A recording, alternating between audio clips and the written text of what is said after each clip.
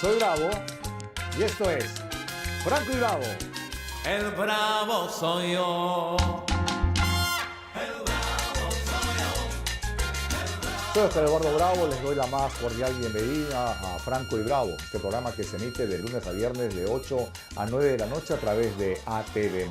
El día de hoy vamos a tener diálogos muy importantes. Va a venir la ex conductora de televisión, Selmira Aguilar, quien nos está deleitando, al menos en esta última feria del libro, con lo que ha significado la nueva literatura sobre la cultura afroperuana. Del mismo modo va a estar el ex embajador de Perú en Costa Rica y ex diputado por el partido aprista durante el gobierno de Alan García, el doctor Moisés Tambini del Valle, con quien conversaremos y analizaremos los problemas que nos aquejan a los peruanos a través de todo este aparato que significa el Poder Judicial y la Fiscalía de la Nación. Y también un personaje que estuvo mucho tiempo en la televisión, Martín del Pomar. Todos estos diálogos se harán en un estilo Franco y Bravo a través de este programa de televisión que busca que a través del show de la conversación, del diálogo, dos tertuliantes podamos tener mayores luces de lo que significan los temas del acontecer nacional. Aquí comienza Franco y Bravo. El bravo soy yo. El bravo soy yo. El bravo soy yo. La Corte Suprema condenó a 13 años y 4 meses de prisión al ex legislador Freddy Díaz por el delito de violación sexual agravada en agravio de una servidora de su despacho congresal, ocurrido hace 2 años. La posibilidad de que el Congreso de la República suspenda la pensión vitalicia del exmandatario Alberto Fujimori ha generado un fuerte debate en el Parlamento, incluso entre los miembros de la nueva mesa directiva. Mientras tanto, dictan 18 meses de prisión preventiva contra el policía Salomón Quispe Mamani, acusado de asesinar a 3 miembros de una familia al interior de un bus interprovincial en Chincha, solo porque creyó que lo iban a atacar. Y en Venezuela se conoció que el padre del seleccionado de fútbol, John Chancellor, fue detenido por agentes de inteligencia. Se presume que es por su permanente oposición y lucha contra el régimen de Nicolás Maduro. Son los momentos de poder conversar con ustedes a través de Franco y Bravo y empieza el show de la conversación. El bravo soy yo.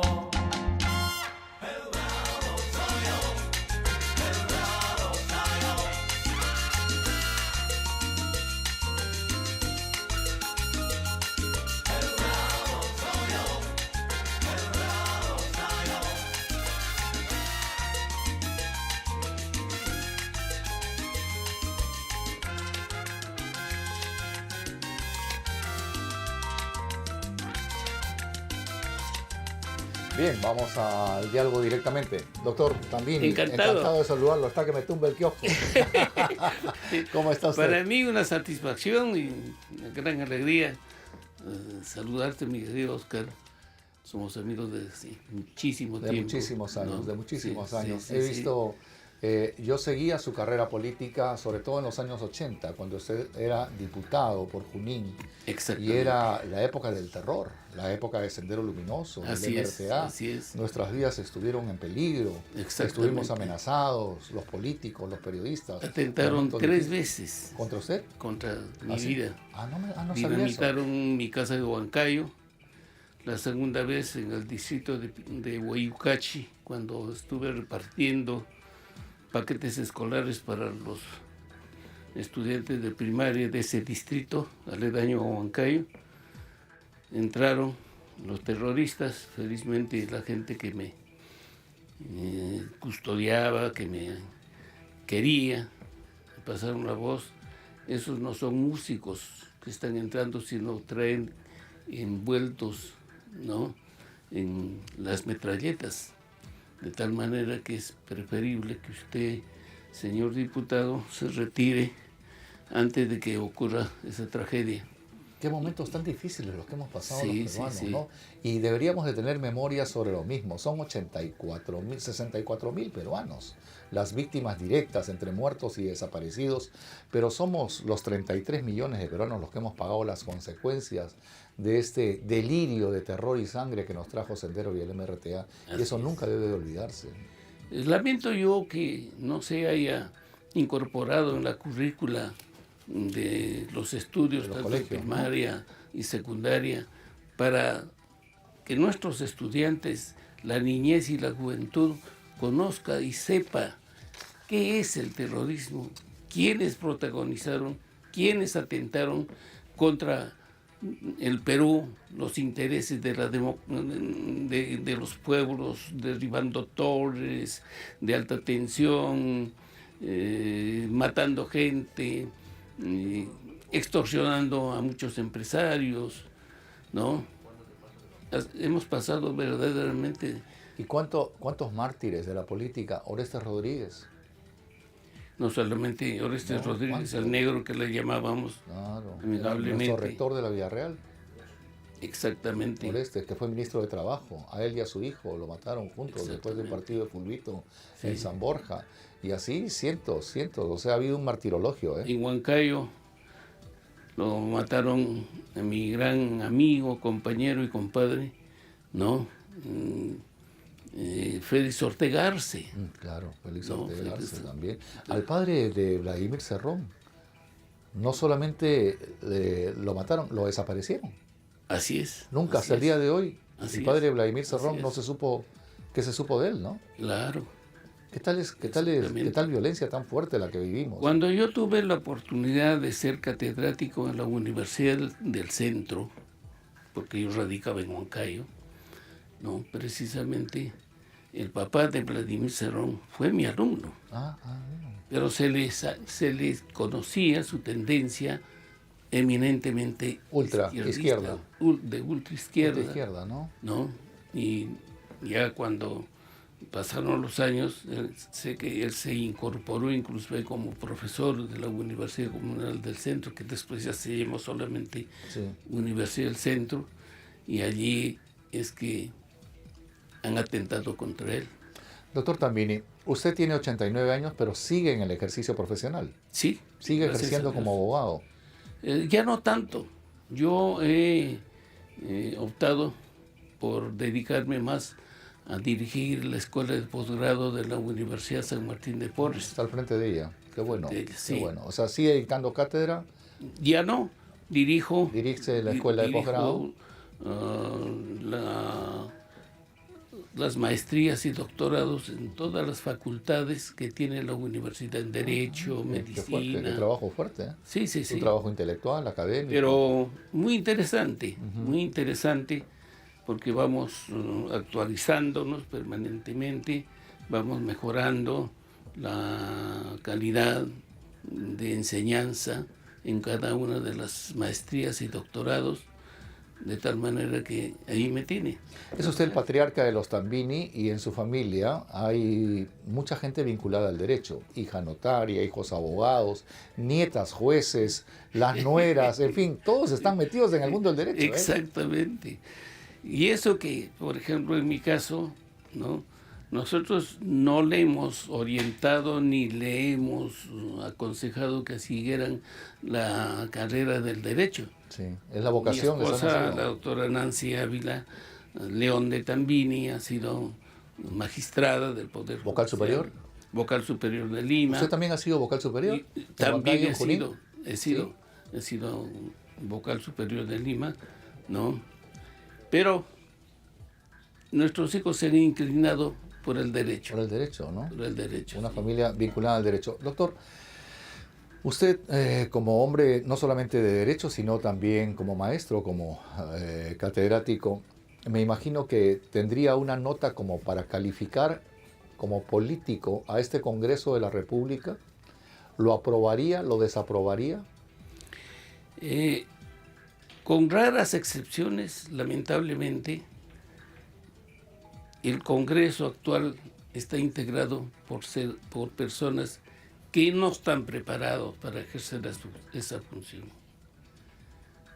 Y debo decir que lamentablemente el pueblo del Perú muchas veces se equivoca en elegir a sus representantes, cuando en realidad en cada provincia, en cada región, deben escoger a sus mejores elementos. No solamente que sean profesionales, sino que tengan una conducta intachable, que sean fuente de inspiración para que puedan desarrollar, ¿no?, su labor adecuadamente. Pero eso es un poco lejano a la realidad, es utópico. Somos un pueblo sin cultura, somos un pueblo sin educación, y de eso hacen uso y abuso los políticos, ¿no? Podría decirse no tanto que los políticos abusen. Yo tengo esta óptica. ¿Cuál? Que la gente no tiene conciencia cívica, no está preparada para escoger a sus representantes. Hemos tenido en el Parlamento a artistas folclóricos, hemos tenido a personas que pintándose determinados números y mostrar al público en su cuerpo han llegado al Parlamento. ¿Qué quiere decir esto? Que como bien lo dice Oscar, no tienen pues la cultura tampoco para...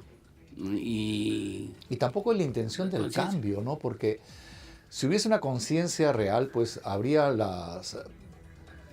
que generar las condiciones para una mayor información de la población, pero esto mayormente no se da.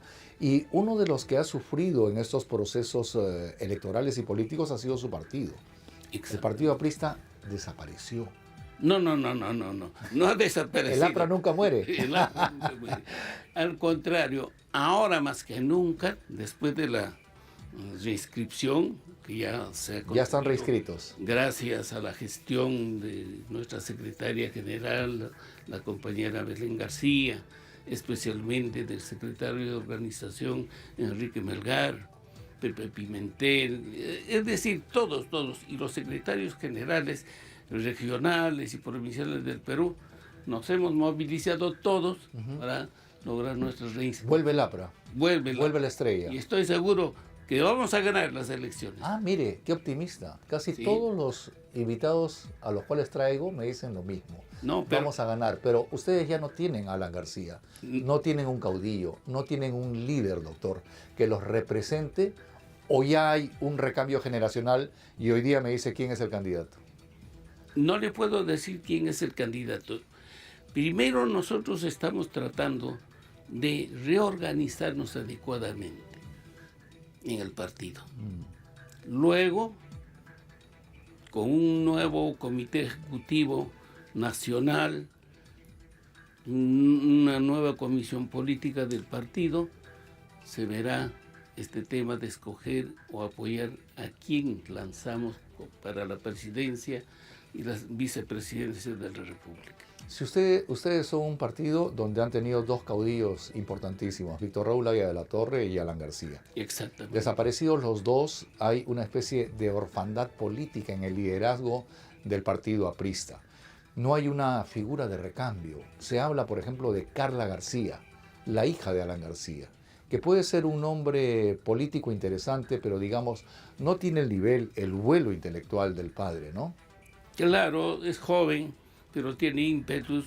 Yo pienso que nosotros adecuadamente en el momento oportuno valoraremos las condiciones personales de los futuros candidatos de la plancha presidencial, de los futuros candidatos para las senadurías, de los futuros candidatos para las diputaciones. Nosotros, yo acabo de regresar de Arequipa, ¿no?, donde han tenido la gentileza de hacer un reconocimiento, el Comité Ejecutivo Regional de Arequipa, presidido por el compañero Chirinos, ¿no? Y entonces... ¿Benigno Chirinos? No. Ustedes tienen sus matices, tienen sus... La estrella tiene muchas puntas, ¿no es cierto? Así y es. el APRA tiene una serie de tendencias. Si bien Jorge Chirinos, si bien ustedes... secretario general regional de Arequipa. Doctor Tambini, dentro de esta nueva hornada, si se quiere, de dirigentes del Partido Aprista, ¿hay algún líder en especial que usted haya visto, que destaque, que pueda tener un rol fulgurante en un próximo proceso electoral? Difícil volver a encontrar un Víctor Raúl o un Alan García. Claro. Imposible. Esos son no. uno en la vida. No, no, no. Pero alguien nuevo de esta nueva hornada que usted le vea las condiciones como para que lleve a su partido al poder. Yo no quisiera adelantar nombres, porque nosotros estamos acostumbrados a consensuar, a discutir, conversar, analizar quién o quiénes nos pueden representar adecuadamente. Pero hay gente capaz. Qué política su respuesta. Es una respuesta muy política. O sea, no me dice nada, no me suelta la pepa, ¿no? O sea, ¿no ha visto usted un líder con un recambio generacional? ¿No hay uno que le guste? ¿Hay alguno que le llame la atención o todavía están pasando por ese vacío del duelo de la muerte de Alan García? Estamos todavía en esa Los conmocionó, ¿no? Yo lamento muchísimo, muchísimo que durante tanto tiempo se le haya perseguido injustamente a Alan García. Murió inocente. ¿Recuerda? Murió inocente. Inocente por defender su dignidad, Murió inocente. por defender su libertad, por defender el honor del partido. Él siempre nos decía, ¿no? Yo no busco riqueza material, no busco ni el oro ni la plata.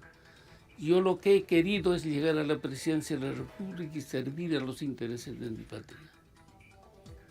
Su rol era histórico. La comisión presidida por el parlamentario Tejada, 5 años, gastando millones y millones No encontraron de nada. soles. Al final, ¿cuál fue su conclusión? Que no se le encontró desbalance patrimonial al señor Alan García Pérez. Hubo un ensañamiento. Claro, hubo un ensañamiento político, personal, bastante fuerte contra Alan García. Y la justicia se ha politizado. Lamentablemente. Hay una politización de la justicia, tanto en el Poder Judicial como en la Fiscalía de la Nación. Exacto. Jueces y fiscales parcializados, Exacto. que no imparten justicia. Y sus odios y tendencias personales la vuelcan hacia el colectivo. Así es, así es. ¿Qué hacer para un cambio de ello? Porque si eso pasa con notables, con personalidades como Alan García, ¿qué no pasa con el pueblo? Que no puede acceder a la justicia. Vivimos en una crisis de la administración de justicia. Hay jueces y fiscales buenos, pero hay jueces y fiscales que no deberían ejercer la función. Que es la mayoría. Claro. Es la mayoría porque... Y ahora que la política ha ingresado a este fuero, están obedeciendo órdenes y persiguiendo a quienes son enemigos, y especialmente los caviares, hay que decir las cosas claras, ¿no? Y entonces, por ejemplo, al doctor Alan García Pérez se le ha perseguido permanentemente y lo han instigado al suicidio. Es un delito también contemplado en el Código Penal. Qué pérdida tan irreparable, ¿eh? ¿No? Para todo, o sea, no solo para el APRA, para el país, porque, por ejemplo, esta incertidumbre política que se vivió entre Castillo, el actual gobierno, tal vez hubiese sido salvada por un dirigente con las agallas y la fuerza de Alan García. Alan García posiblemente hubiese sido nuestro presidente por tercera vez, ¿no? Con toda seguridad. Pero yo no pierdo las esperanzas de que el partido vuelva a Palacio de Gobierno, por la puerta grande de la democracia. ¿Por qué? Porque el único partido organizado, con doctrina, con filosofía, con ejemplo a seguir, de Víctor Raúl Ayala de la Torre y Alan García, es el APRA. El único partido. Yo no veo ningún otro partido. Eso no quiere decir que yo esté condenando a que otros partidos no son. Dentro de la democracia deben haber partidos políticos, pero serios, no grupitos que se reúnen para conformar movimientos políticos solamente con afanes electorales. Ahora, la imagen del APRA también se ha visto muy manchada, muy deteriorada por 2 gobiernos, casos de corrupción, muchos dirigentes o exministros involucrados en casos como el de Odebrecht, en casos que han manchado la estrella. Pero no tanto como los actuales dirigentes de estos últimos gobiernos. Y lamentablemente, fíjense cómo es la cosa. Gente que ha declarado ser culpable. La alcaldesa de Lima, Sí, paseándose por las calles. Susana Villarán. Susana Villarán. Gente que debería estar en la cárcel. No lo está. Y a otros sí los han puesto en la cárcel. O sea que no hay pues una verdadera administración de justicia cabal, completa. Y muerto Alan García, le han echado la culpa al muerto. Gente, gente allegada a él, nada por él. Le han traicionado la memoria del presidente. Lamentablemente, eso ha ocurrido y es bochornoso referirse a ese señor Nava, que a un muerto le ha responsabilizado de haber recibido sumas de dólares Así es. en chimpuneras, En loncheritas. en loncheras. ¿Él lo ha contado? No. ¿Él lo ha visto? No. ¿Lo va a probar? ¿Va a probar los extremos de su declaración? Imposible. Doctor, usted fue embajador de Alan García en Costa Rica. Exactamente. Usted fue muy amigo del presidente de la República. Le Así dispensó su amistad y fue usted un representante de él, fue un embajador político. ¿Lo extraña? Mucho, mucho, mucho. Era un personaje entrañable, ¿no? Era un señor de señores. Sí, Era un hombre muy culto. extremadamente, sí. Sí. Qué lector, qué Él memoria. fue mi catedrático en el Instituto de Gobierno que dirigía, Ah, en la San Martín. de la San Martín. También fue mi profesor de introducción a las ciencias jurídicas en el primer ciclo de Derecho en la Villarreal. Ya ves. Y dejó la cátedra porque fue elegido diputado por el APRA el año 80 y lo reemplazó Manuel Aquésolo. Estuvo en el INPE. Ella murió también. También murió pues Murió, Manuel sí. ha muerto, pero esa época el APRA tenía grandes catedráticos, Andrés Tausen, Luis Alberto Sánchez, que tenían que hacer las clases no en el aula, sino en el Paraninfo, por la cantidad de alumnos que queríamos oír a esos maestros. Esperemos que el APRA vuelva a ello. Para mí me es grato poder conversar con usted, doctor.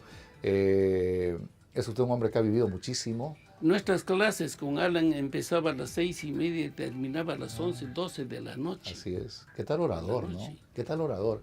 ¿No? El mayor orador que ha tenido, le ganó a Víctor Raúl, creo, tenía un verbo diferente, ¿no? Muy apasionante y una memoria para la poesía. Una memoria extraordinaria. Se le preguntaba sobre cualquier tema y contestaba con datos, con nombres de personas, fechas, cantidades, etcétera, etcétera, etcétera. No, y era un tipo muy, muy generoso. Yo como periodista tuve la oportunidad de viajar varias veces con él, a Acapulco, a Montevideo. Con él aprendí mucho y él también me conoció a mí. Porque cuando terminé mis estudios de maestría en gobernabilidad, hice una tesis sobre la inobservancia del debido proceso en la administración de justicia penal en el Perú. Analicé, estudié, revisé 500 expedientes que habían subido hasta la Corte Suprema de la República. Y en ninguno de ellos se cumplió a cabalidad la observancia del debido proceso. Mira, Entonces me dijo el doctor Alan García: Moisés, invita pues al presidente de la Corte Suprema para la sustentación de tu tesis y a la presidenta de la Corte Superior de Justicia de Lima. ¿No? Lo hice, estuvieron presentes y en plena exposición me dice: señor graduando, aquí está el señor presidente de la Corte Suprema, la presidenta de la Corte Superior, está hablando muy fuerte, criticando a la Administración de Justicia.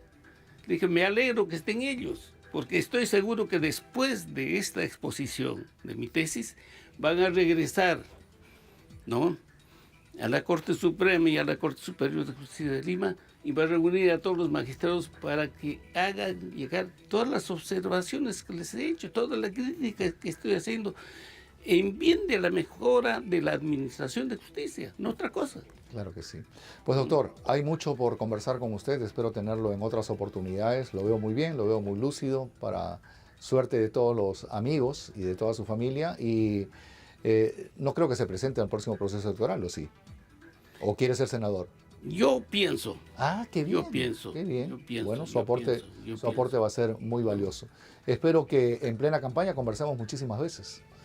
Para mí será un placer. Para mí. Pero antes de terminar, quiero enviar un saludo Adelante, a doctor. mi pueblo.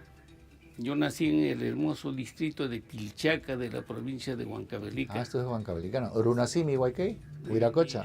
Misquita Marimani, Runasimi, Añojaja. Ay, qué lindo, qué lindo es el quechua, ¿no? Qué sabroso, qué hermoso. ¿No? Entonces el ingeniero Paul Guané, que es el actual alcalde, ha elaborado un programa hermoso, que se está desarrollando justamente en este mes, y el 16 va a culminar. Y ese pueblo, mi pueblo, ha tenido la gentileza de nominarme como hijo predilecto y levantarme un monumento en vida. ¡Wow! ¡Qué tal honor! ¡Qué tal honor! ¡Qué tal honor! Sí. Palmas para ese reconocimiento a un ilustre maestro. Mi querido doctor, siempre bienvenido, su casa. Muchas gracias. A usted. Ha sido el doctor Moisés Tambini del Valle, quien se ha presentado aquí en este programa suyo y nuestro, que es Franco y Bravo. ¿Se imaginan ustedes que usted pueda estar en Marte, en Venus, en la Luna? Pues yo acabo de estar en la Luna. A través de la inteligencia artificial, el avatar, que es lo que vendría a representarnos a nosotros mismos, puede moverse a través del tiempo y de la historia. Y hoy estuve a través de la inteligencia artificial con los miembros del Apolo 11, cuando pisaron la Luna por primera vez. Este es nuestro trabajo con inteligencia artificial. 20 de julio de 1969, la humanidad consiguió un importante logro, que un hombre pisase la Luna por primera vez. Todo comenzó el 25 de mayo de 1961, cuando el presidente de los Estados Unidos, John Fitzgerald Kennedy, anunció su intención de poder enviar astronautas a la Luna antes que finalizase la década. Esto sucedió 3 semanas después de que el astronauta Alan Shepard se convirtiese en el primer americano en viajar al espacio. 8 años de duro trabajo tendrían que pasar antes de que la NASA hubiese cumplido su gran proyecto de poner un hombre en la Luna con el vuelo del Apolo 11, donde estuvo Neil Armstrong, piloto del módulo de mando Michael Collins y el piloto del módulo lunar Edwin Buzz Aldrin. El 16 de julio de 1969, la nave propulsada por un cohete Saturno despegaba desde el complejo 39A del Centro Espacial Kennedy en Florida. Soy el avatar de Oscar Eduardo Bravo. Informo desde la Luna.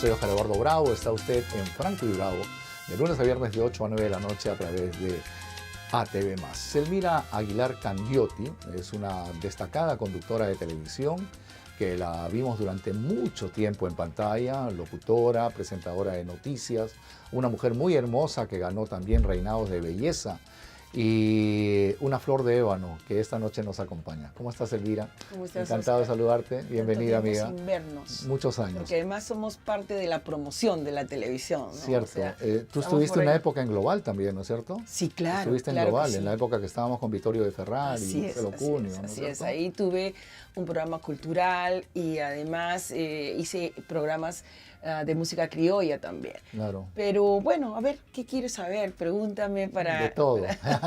¿Por qué no estás en tele? ¿Hace cuánto tiempo que has Porque dejado la televisión? creo ¿Qué que pasó? Saliste de un momento a otro, fue una salí- salida abrupta. Salí de una forma abrupta, sí, porque me despidieron, no estaba, en posición de seguir discutiendo con gente que no te quería. No me estoy refiriendo a los gerentes, que en ese momento estaba Mauricio Arbulú, Nicanor González, ¿no? Había una parte intermedia, un gerente de producción que te acosaba, ¿no? Entonces, quizás ahora lo puedo decir, ¿no? Pero igual, el acoso sexual siempre ha existido, pero creo que de alguna manera... O sea, dejaste la tele porque hubo un acoso sexual. Sí, claro, y por eso me despidieron, pero creo que, ¿sabes qué, Oscar? El universo siempre tiene algo para ti y siempre pienso que las cosas vienen o van por algo, ¿no?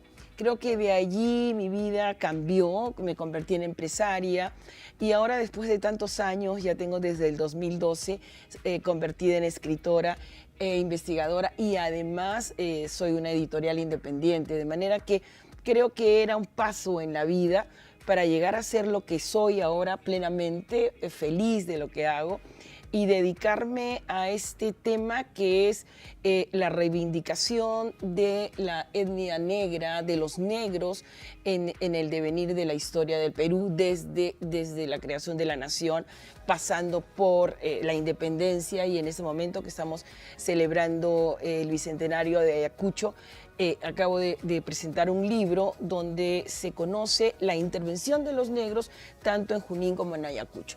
La participación digamos, de las minorías, ya sea negra o sea del mundo andino, es muy soslayada en el Perú, ¿no? La historia está muy mal contada hasta ahora. Creo que hay gente nueva ya, gente que viene trabajando como Maqueboy, que es una linda mujer, que está trabajando en esta nueva forma de ver. Claro, sí. Esta nueva forma de ver la historia, ¿no? Entonces, creo que hay mucho que hacer por la cultura y creo que hay mucho que enseñarle a los chicos, a los escolares, porque me encontraba ahora, acaba de acabar la Feria del Libro. ¿Has presentado un último libro ahí? 2 libros. ¿Qué libros has presentado? He presentado negros libertadores en la independencia, ¿no? Donde nadie sabe que en Ayacucho y en Junín los bandos, ya sea realista o ya sea patriota, estaban formados por negros, ¿no? Y que de alguna manera estaban obligados para lograr su libertad. Sin embargo, eso no se dice además que negros panameños, negros colombianos estuvieron en Ayacucho, ¿no? De nicaragüenses no lo sé, pero sí sé de negros panameños y negros colombianos que vinieron a participar en Ayacucho, ¿verdad? Entonces, hay todo un trabajo por hacer. Me encontré con un trabajo ahora del Ministerio de Cultura, un libro que les enseña a los chicos cómo es la independencia, con los errores más grandes y garrafales que te pueden decir. O sea, ¿no? Estás siguiendo toda una investigación en base a tu cultura, a la cultura afroperuana. Que bien Pero llamada... perdón, no es la cultura mía. Es la cultura del país. Así es. Y qué bueno que digas negro porque, por ejemplo, había una época en que se hablaba del mundo negroide. Y me acuerdo que Chabuca Grande decía, es negro, no es negroide. Así como es huevo, existe. No es ovoide. No existe ni negroide ni blancoide, ¿no? Entonces, son con las cosas con las que tú a diario tienes que trabajar, pero creo que lo más importante es trabajar con los niños, con los jóvenes, en los colegios, enseñarles. Lo que pasa es que no tenemos identidad. El negro no quiere ser negro, el andino no quiere ser andino, lo que llamamos cholo no quiere ser cholo, ¿no? O sea, quieren parecerse a una clase social que no es. Y hay diferencias, ¿no? El negro no se lleva bien con el blanco no se lleva bien con el chino, y todos juntos odian al cholo sin reconocernos cholos. Lo que tú estás diciendo es falso. O sea, te estoy diciendo porque es una percepción, popular. Eso sí. Las discrepancias raciales, eso se vive en el día a día. Sí, pero mira... Pero se calla. Pero hay un problema solapea. Mucho más serio ahora. Fíjate, yo estoy viajando mucho, invitada al interior, estoy viajando al exterior también, pero hay un tema muy serio en el país que ni siquiera se dan cuenta, que es el tema de segregación de los puneños en la zona de Puno y la zona de Moquegua. Sí. ¿Por qué? Porque Moquegua y Tacna siempre... Moquegua, Tacna, Hilo y Arequipa han recibido a muchos puneños. ahora están Sí. viniendo. Entonces, el mes pasado que estaba invitada a una feria en Moquegua, un chiquito se pone a llorar y me dice, Miss, me dicen negro. Y era rojito, era un puneño maravilloso. Y yo le digo, ¿quién te ha dicho, hijo? Este chico de allá. Y le digo, a ver, ¿tu hijo qué eres? ¿Rubio, blanco? Digo, tú eres igual que él, ¿no? Entonces hay una suerte de querer ser blanco en el país. No es de ahora, es de siempre. O sea, el ser blanco te hace ser diferente aparentemente, ¿no? Y imitar cosas, ¿no? Tú ves a los chicos ahora de nuestra clase media que quieren hablar como los chicos de la clase alta, por decirte, ¿no? Entonces, eso es parte de lo que no recibimos en la educación. Pero fíjate, vuelvo a lo que yo he visto ahora en la feria. Había un stand del Ministerio de Cultura donde presentaron un libro y lo podías, con QR, ver las preguntas que le hacían los escolares a los académicos, ¿no? Ya los académicos, muchísimos de ellos, ya puedo competir con ellos. Antes les tenía un poco de miedo, ahora, digo, tienen el título. ¿Y cuántos libros has escrito? Pero te cuento, entonces, una de las preguntas que le hacía un chiquito a uno de los académicos era ¿qué se escuchaba en el momento de la independencia en el Perú?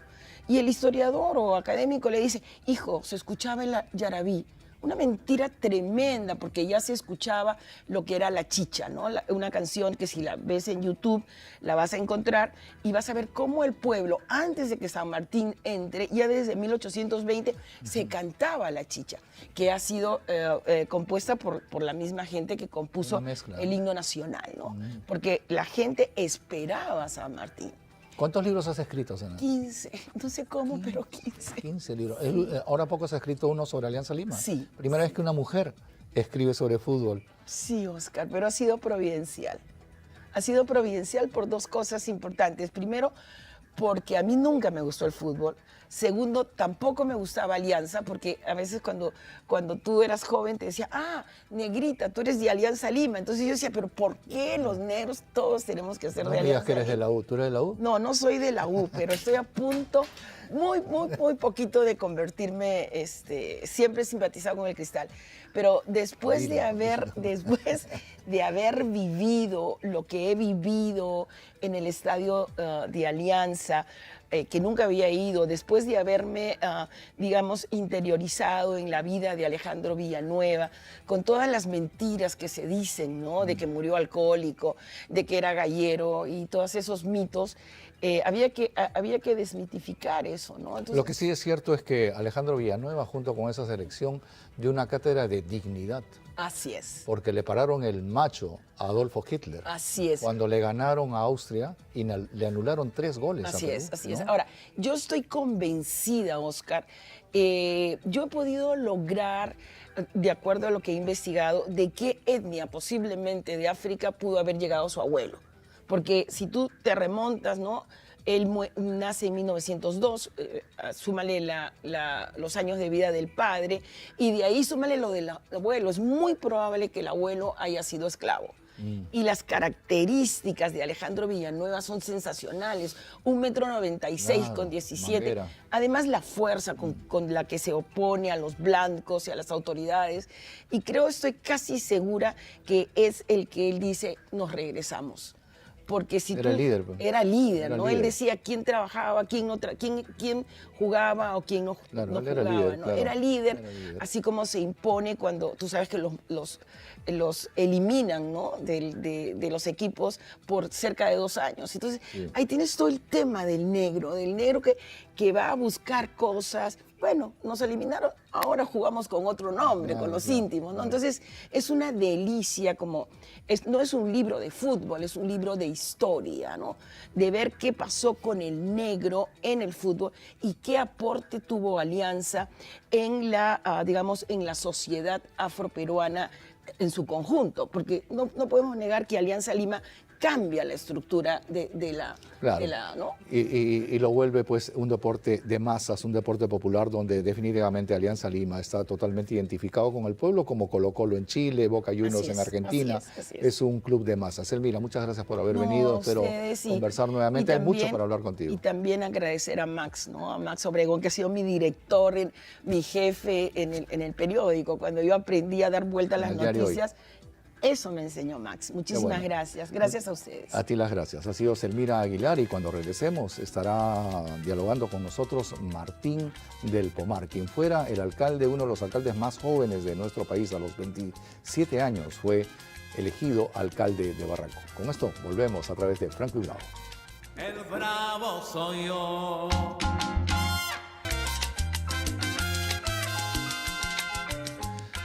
Soy Oscar Eduardo Bravo, está usted en Franco y Bravo de lunes a viernes de 8 a 9 de la noche a través de ATV+.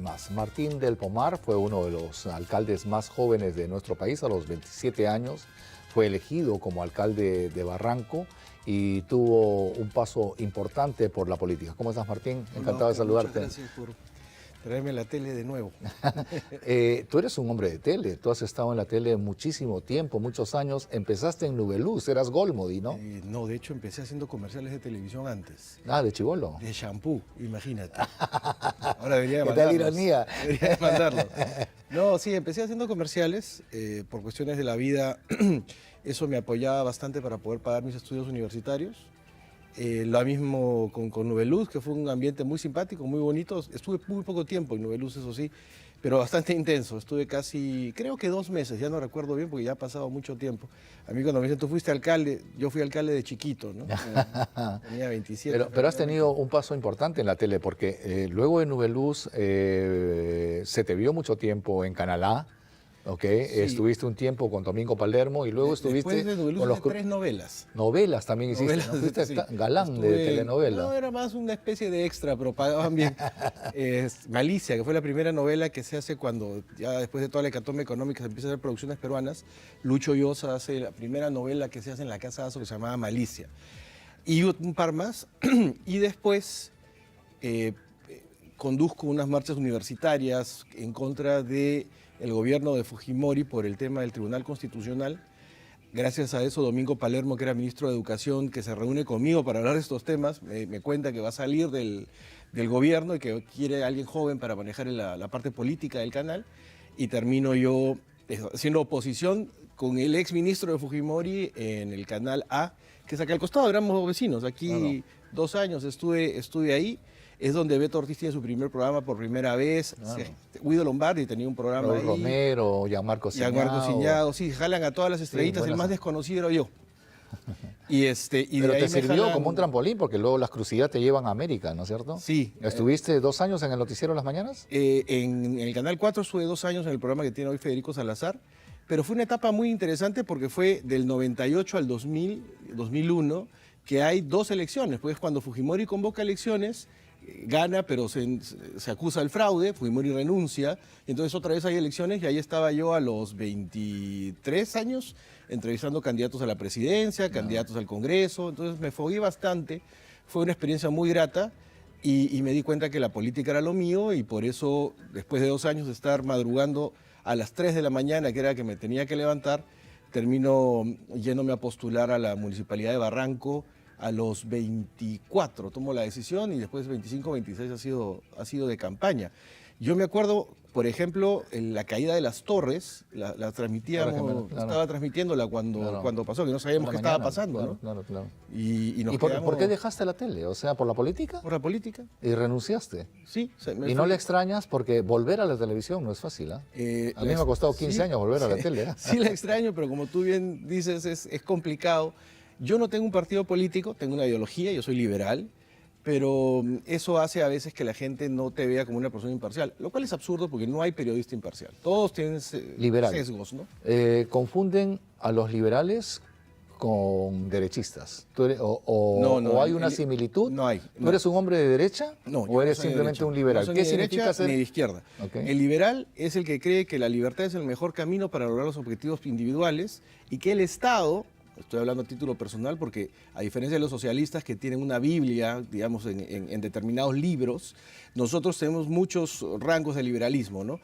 Pero los liberales en general pensamos que el Estado no debe meterse en las decisiones individuales. Es decir, la marihuana, ¿por qué es ilegal? ¿Funciona realmente que sea ilegal o es un negocio para ciertas personas que la marihuana sea ilegal? ¿No debe tener la persona la capacidad de poder decidir si quiere o no fumar marihuana? Y por ende el Estado, en el mejor de los casos, lo que puede hacer es normarla. Es decir, para un conservador, nosotros somos demasiado libres, y para un socialista no está de acuerdo con nuestra posición económica. Entonces, ¿qué creemos los liberales? La libre portación de armas o con pocas restricciones, que el tema de la marihuana, por ejemplo, debería normarse y legalizarse, que va a evitar que haya violencia y que haya menos consumo, que en los temas de amor el Estado no tiene por qué meterse. O sea, hoy día una persona tenga 18 u 80 años, va a firmar el mismo contrato que cualquier otro. Es decir, todos los seres humanos son iguales y todos firman el mismo contrato. Lo sé porque yo casé casi 3.500 personas como alcalde y todos firmaron el mismo contrato. Y cuando te dejas de querer, todos tienen que pasar por el mismo sistema. ¿Qué se mete el Estado? Cada uno debería ser libre de firmar su propio contrato con la o las parejas que considere. Bueno, esas son posiciones absolutamente mías, son las que tiene un liberal. Por eso los liberales no podemos ser de derecha, porque la derecha es eminentemente conservadora. Los liberales somos otra cosa, son otra vía. La tercera vía, si quieres, que es las personas que consideramos que el individuo debe tener derecho a decidir sobre su propio futuro y sobre todo sobre qué hace con la acumulación de su riqueza. Los de la AFP, por ejemplo, es un escándalo. ¿Tienen ustedes un concepto, por ejemplo, tienes un concepto muy claro y diferente sobre los impuestos? Los impuestos son un robo. ¿Cómo así? Si tú agarras el diccionario de la Real Academia de la Lengua y lees qué es robar, te va a decir obtener mediante la violencia o la coacción algo de otra persona. Y el Estado hace lo mismo con los, mira cómo se llaman, impuestos. No se llama colaboración, no se llama solidaridad. Te lo han impuesto. Se llama impuesto. Es una imposición. Exacto. O sea, mi posición y la posición de muchos liberales es que el Estado es un mal, pero un mal necesario. O sea, ¿no deberían cobrarse impuestos? Debería cobrarse impuestos, pero muy limitados, ya que el Estado tiene algo que se llama el monopolio de la violencia, que ejerce para hacer cumplir las leyes y para cobrar impuestos. Debería estar muy bien delimitado para qué puedes cobrar impuestos. Que no sea para comprar frigobares, que las licitaciones y el tipo de compras que haga el Estado sean muy transparentes. O sea, yo soy catedrático de ciencia política y cuando le enseño a mis alumnos que en promedio tienen 20 años, les digo, el Estado no existe. El Estado es una ficción, es una hechura del hombre para tener una herramienta para poder administrarnos mejor. Lo que existe, lo que puedes palpar, es el gobernante que representa a ese Estado. Entonces a ti desde chiquito te dicen, el Estado es bueno, el Estado te va a ayudar, el Estado es la solución a tus problemas. Ya, ¿quién ha sido el Estado para estos chicos que tienen 20 años, los últimos 20 años? Todos los presidentes que están presos o han estado vinculados a casos de corrupción. O sea, el Estado es eso y es violencia. Entonces el Estado tiene que ser limitado. Eso otra tontera que dicen, el Estado somos todos. No.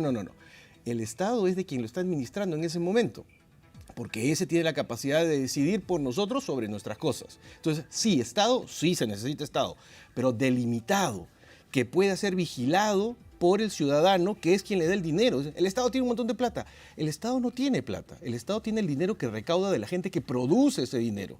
Y desgraciadamente a nuestros políticos les encanta poner un montón de trabas para que la gente produzca menos. Esa es una de las grandes cosas que tiene el liberalismo. O sea, deja que el microempresario, que en el Perú es hipercapitalista, tú ándate a cualquier parte de Lima y te vas a dar cuenta que hay un señor con su tallercito, que hay un señor manejando su combi, que hay un señor manejando su colectivo, que hay una señora vendiéndote. Esos son capitalistas que buscan acumular riqueza en base a su trabajo para poder tener una vida mejor y la transforman en ladrillos en su casa, la transforman en educación de sus hijos. ¿Qué hace el Estado con ellos? Les quita un porcentaje de lo que ganan. ¿Para qué? ¿Para qué?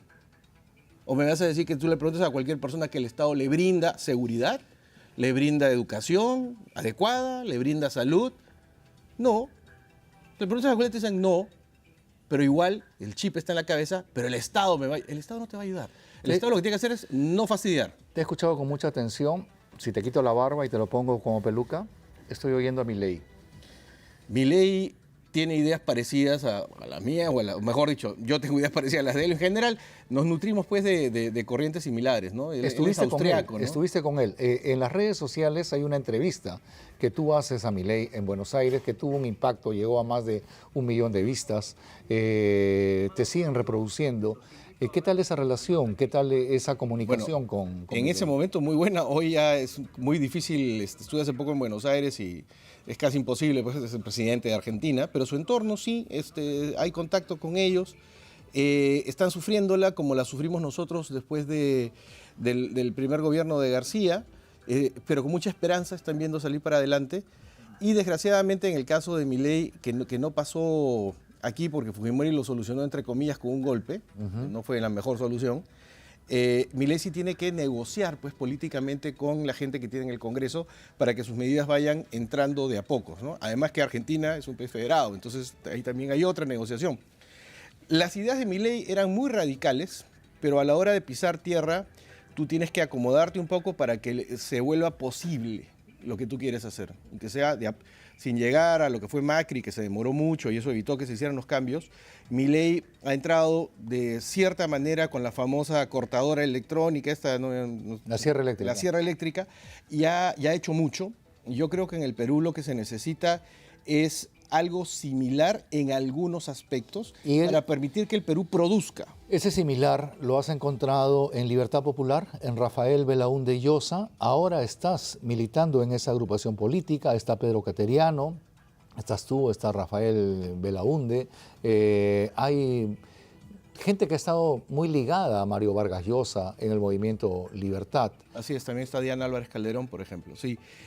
Bueno, Rafael creo que no es tan dogmático, si existe la palabra, como yo. Me parece que él es más pragmático. Él es el nieto de Belaúnde, ¿no? Él es nieto del arquitecto hijo de Rafael Belaúnde Aubry. Aubry, sí. Él es, Fernando Belaúnde es el expresidente, Rafael Belaúnde Aubry es el papá y Rafael Belaúnde Llosa es la cabeza del partido.